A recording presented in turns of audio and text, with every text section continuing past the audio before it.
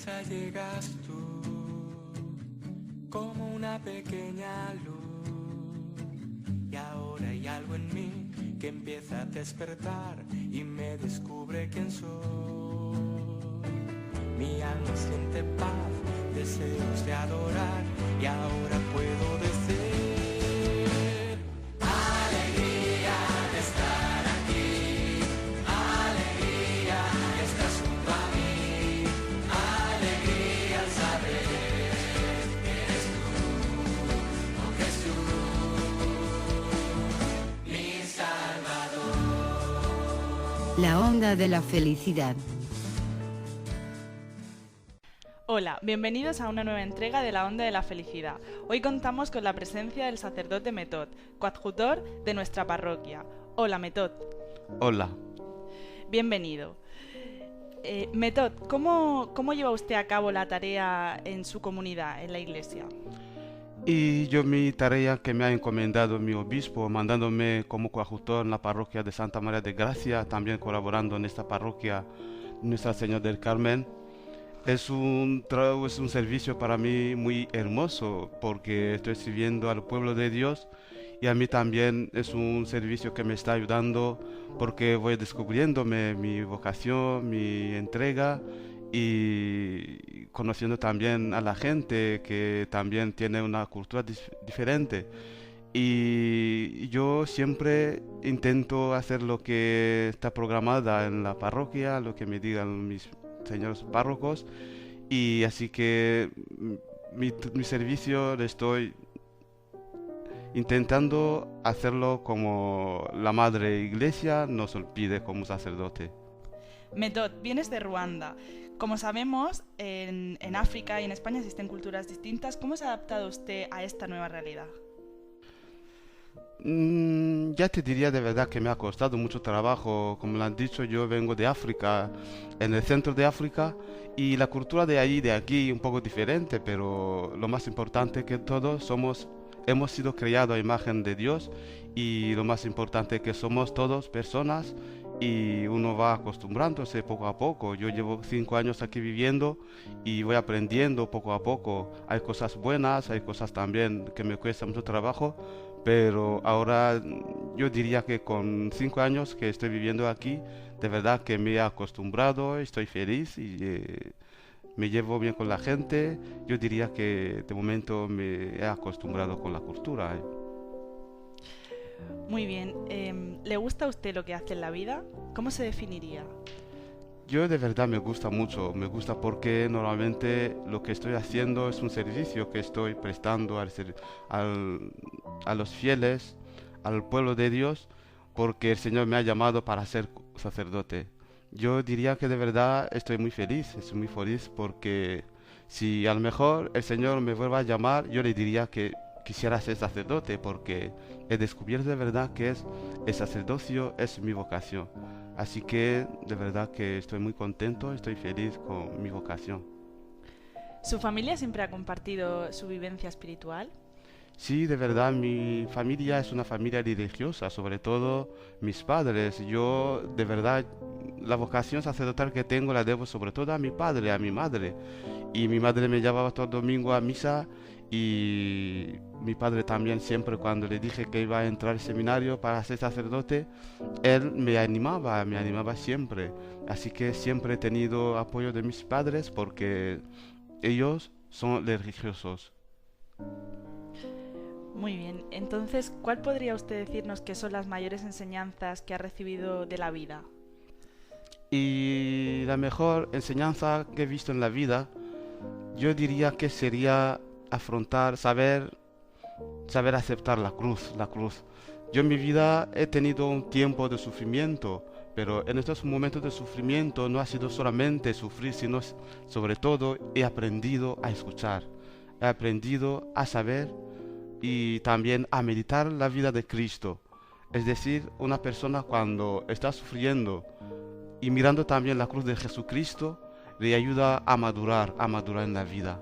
Es decir, normalmente estamos acostumbrados, buscando siempre vivir una vida sencilla, una vida alegre, pero cuando te toca también una vida difícil, cuando uno la ve desde la fe, como una persona que cree, cuando la ve como una vida que ha vivido Jesucristo, esto te ayuda también a madurar tu fe, a madurar también tu personalidad. Así que también las dificultades, en medio de las dificultades, una persona puede aprender más de la vida. ¿Hay algo que quisiera hacer y no ha podido en la vida? Yo me gustaría, normalmente el sueño mío siempre ha sido ser un sacerdote santo, es decir, la santidad es algo que se busca siempre, no se puede decir yo he llegado a la meta de la santidad. Yo lo que siempre he buscado es ser un sacerdote bueno, un sacerdote santo. Entonces no diría que yo he llegado a la santidad. Estoy siempre buscándolo hasta que el Señor me lo conceda. Yo pongo lo mío, pero también pidiendo al Señor para que Él me ayude a alcanzar la santidad que la Madre Iglesia también Jesucristo pide a todos los fieles bautizados y no bautizados, porque toda persona ha sido creado para ser santo. Method, ¿ha realizado usted alguna peregrinación? Sí, he hecho una peregrinación, sobre todo en Ruanda hay un lugar donde apareció la Virgen María a cuatro mujeres, y allí he hecho una peregrinación. Allí está fuera de mi tierra, es un sitio que está mejor a 1000 kilómetros o 500 kilómetros de mi casa. Allí he hecho una peregrinación. ¿Y le gustó la experiencia? ¿Le gustaría peregrinar a algún otro lugar? Sí, de verdad me gustaría peregrinar sobre todo a Lourdes, porque a Lourdes ya yo le tengo de verdad mucho cariño, todavía no he ido porque sobre todo mi madre lleva el nombre de Bernadette. Entonces ir a Lourdes me encantaría conocer esta realidad de la patrona de mi madre, Santa Bernadette, que ha recibido también esta visión de nuestra madre, la Virgen Madre de Dios. Me gustaría ir a Lourdes.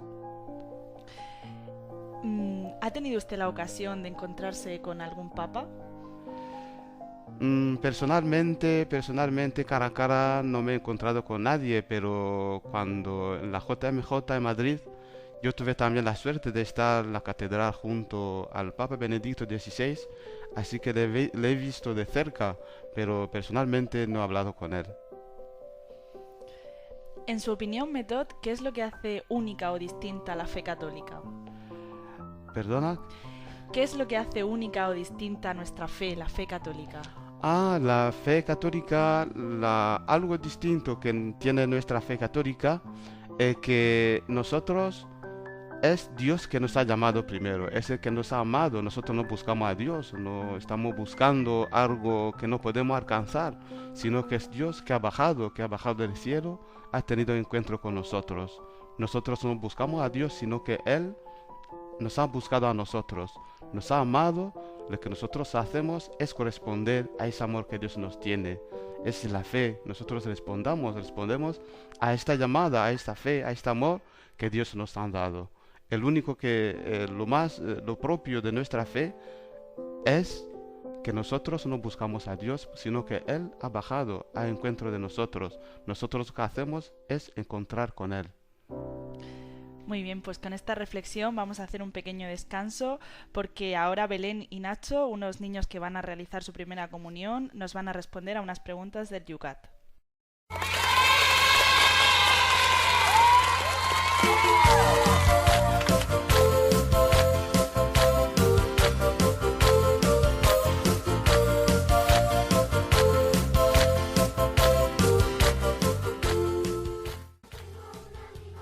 ¿Hizo Jesús milagros o son solo cuentos piadosos? Ya las fuentes más antiguas nos informan de numerosos milagros, incluso de resurrecciones de muertos como confirmación del anuncio de Jesús. Pero si yo expulso los demonios por el Espíritu de Dios, es que ha llegado a vosotros el reino de Dios. Los milagros sucedieron en lugares públicos. Las personas afectadas eran conocidas a veces incluso por su nombre. Por ejemplo, el ciego Bartimeo o la sobra de Pedro para el entorno judío. Delitos escandalosos. Por ejemplo, la curación de un paralítico en sábado, la curación de leprosos, y que sin embargo no fueron negados por los judíos contemporáneos de Jesús.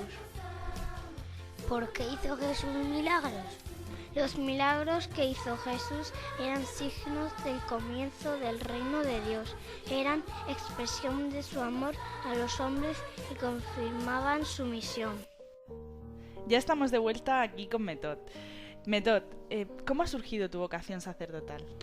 Mi vocación sacerdotal ha surgido cuando estaba en el seminario menor, porque yo fui al seminario menor, tenía un chispa de ser sacerdote, pero no sentía ser sacerdote. Yo fui al seminario menor sobre todo para estudiar y luego sacar una carrera y ser un padre de una familia.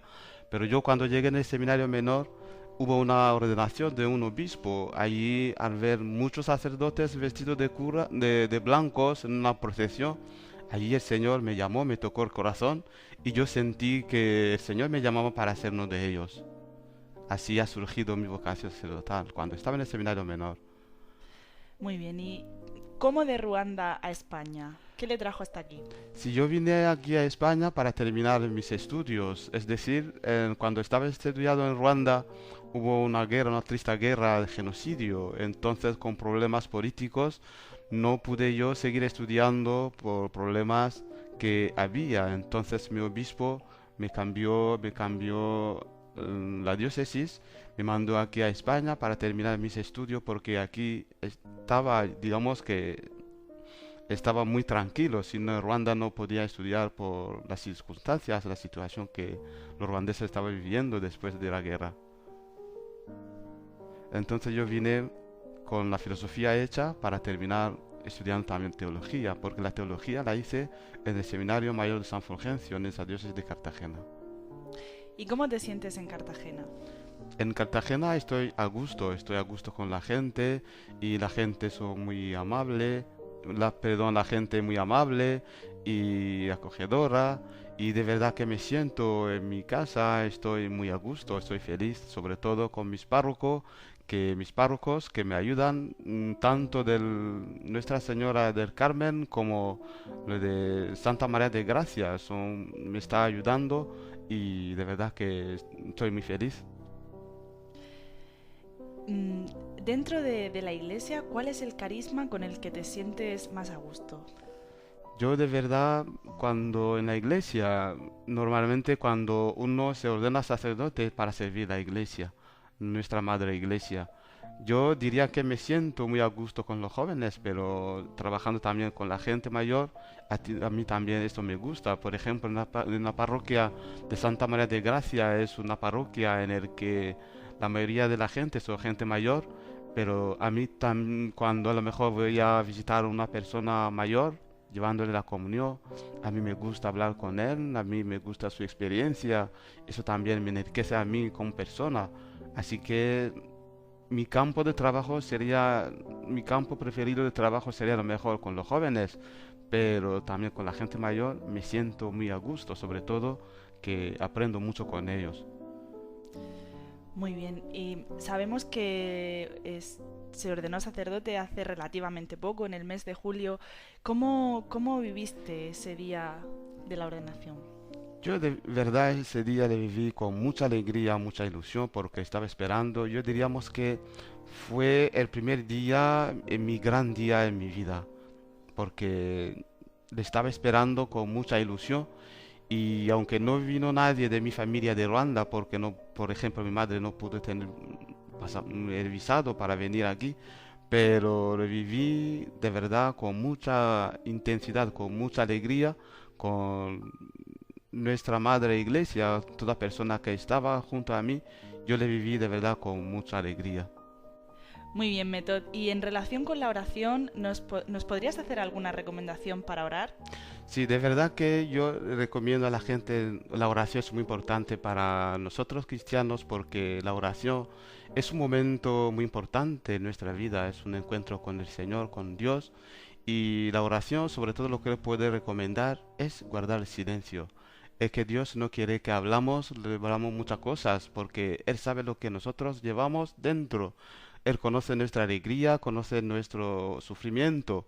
Lo más importante es escuchar, guardar silencio, escuchar también a Dios que nos hable, porque su palabra nos da la vida, porque su palabra nos vivifica. Entonces en la oración hay que tener un silencio, guardar un silencio para escuchar a Dios que nos habla en nuestro corazón. ¿Cuál diría que ha sido el momento más intenso, espiritualmente hablando, de su vida? Yo diría que el momento más intenso espiritualmente en mi vida ha sido cuando de verdad, cuando estaba en este sufrimiento de la guerra, porque yo he experimentado la cruz y he tenido un momento, un tiempo de verdad de meditar sobre la cruz de Jesucristo, porque normalmente la cruz es el amor. Jesús se entregó porque nos amaba, y entonces una persona cuando está sufriendo no le da mucha, es decir, cuando yo estaba viviendo este momento muy difíciles, yo nunca he sentido que Dios me ha abandonado, sino que siempre he sentido que Dios estaba conmigo. Es un momento que ha marcado mi vida, porque Dios también nos dice que tenemos que colaborar y también coger a esta persona que está sufriendo, porque una persona que está sufriendo está más cerca de Dios, está más cerca de Jesucristo, está más cerca del pie de la cruz, como la madre estaba junto a Jesús sufriendo en la cruz. Es decir, este momento de sufrimiento, este momento de guerra, ha sido para mí un momento muy intenso espiritualmente hablando en mi vida. Entonces, ¿podría usted decirnos que pasar por esta situación obviamente ha reforzado su fe, le ha hecho una fe más fuerte, más... Sí, de verdad que ha sido un momento muy fuerte en mi vida. Es decir, cuando una persona está sufriendo, nadie le gusta sufrir, pero cuando te toca sufrimiento, cuando lo coge, lo acepta como la cruz que te toca, a ti te ayuda. A mí me ayudó muchísimo, he sufrido mucho, pero también he visto que Dios quería salvarme en este sufrimiento. Y entonces yo diría de verdad que en ese sentido, y también el sufrimiento puede ayudar a crecer en nuestra vida cristiana, en nuestra fe. Mirar todos los santos, la mayoría de los santos, la mayoría de ellos han sufrido. Yo no quiero decir que a lo mejor yo soy santo, no, pero decir que el sufrimiento tiene también un sentido. Tiene sentido cuando uno lo está viviendo desde la fe, el sufrimiento te puede también enriquecer. A mí de verdad que me ha curado ese sufrimiento, me ha ayudado a crecer en la fe, me ha ayudado a ver a Jesucristo que estaba sufriendo en la cruz. Es decir, he comprendido más o menos lo que es la cruz de Jesucristo en medio de ese sufrimiento que yo he vivido. Muy bien, Metod. Ha hecho usted referencia a los santos. ¿Tiene usted alguna devoción especial? Yo tengo devoción especial sobre todo a San Francisco de Asís. A San Francisco de Asís sobre todo por su oración que pide sobre todo por la paz. Que yo sea el instrumento de tu paz. Eso siempre es mi oración. Siempre cuando rezo le pido al Señor que yo sea el instrumento de la paz del Señor al mundo. Pues sí, eso es muy importante. Y ya para concluir, ¿existe algún mensaje o reflexión que quisiera transmitirnos? Yo el mensaje que puedo transmitir, yo diría a todo el mundo que de verdad merece la pena creer en Dios. Merece la pena de verdad aceptar el Evangelio que nos da la Iglesia, porque la Iglesia lo que nos transmite es Jesús, nos transmite Dios. Y una persona que está llevando su vida sin Dios, su vida de verdad está fuera de sentido, digamos, en ese sentido, porque Jesucristo es el mismo, la vida, el camino y la verdad. Entonces merece la pena, ¿verdad?, que nosotros escuchemos y meditemos esta palabra de Dios que es Jesucristo, que cada uno de nosotros tenga su encuentro personal con Jesús, como lo ha dicho también nuestro Papa Francisco en su exhortación apostólica Gaudium Evangelii Gaudium, que la alegría del Evangelio nos transforma la vida. Es decir, yo invitaría a toda persona que tenga este encuentro con Jesús para que sea una persona alegre. Muchas gracias, Metod. Pues con esta última reflexión tan bonita y en general con este testimonio nos despedimos hasta una nueva entrega. Ahora les damos paso a la reflexión mensual. Hasta la próxima. Muchísimas gracias.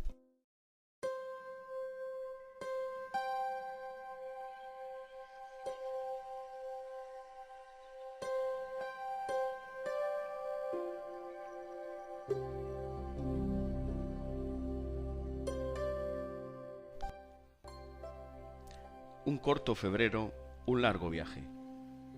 Comenzamos el mes de febrero entre fríos, vientos y en un ambiente social y climatológico que no nos invita a estar sino en casa, refugiados en lo familiar, en lo conocido, al abrigo de nuestra propia seguridad. Sin embargo, estamos viendo estos domingos cómo el Evangelio nos va mostrando la vida de Jesús, cómo llama a los apóstoles, cómo empieza su recorrido y su predicación, los primeros milagros y parábolas, los signos que va dando de su misión y su persona.